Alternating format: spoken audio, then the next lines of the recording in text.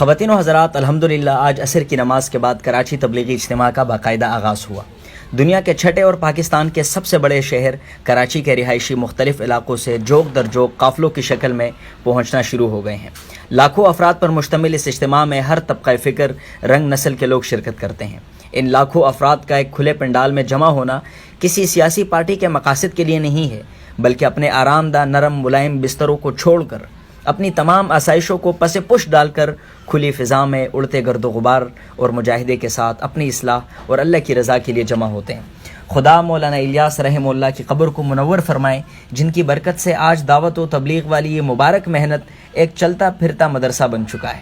اس مدرسے میں عمر کی کوئی قید نہیں، بچے، جوان، بوڑھے، بزرگ، منسٹر، ایم این اے، ایم پی اے، وزیر، سب ہی اس مدرسے میں اپنے عقائد، دین کے بنیادی اصولوں کو سیکھتے ہیں اور اپنی اصلاح اور دوسروں کو اطلاع کی غرض سے شہر بشہر، قریہ بقریہ، ملک بملک پھرتے ہیں۔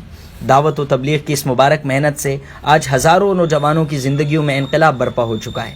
لاکھوں لوگ معصیت، نافرمانی والی زندگی سے توبہ طائب ہو چکے ہیں۔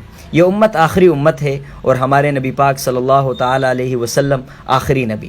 اس لیے دعوت و تبلیغ والی یہ مبارک محنت ہر کلمہ گو کے ذمہ ہے۔ خود بھی نیک کام کرنا اور دوسروں کو نیکی کی طرف بلانا، خود بھی برائیوں سے بچنا اور دوسروں کو برائیوں سے بچانا ہم سب کے ذمہ ہے۔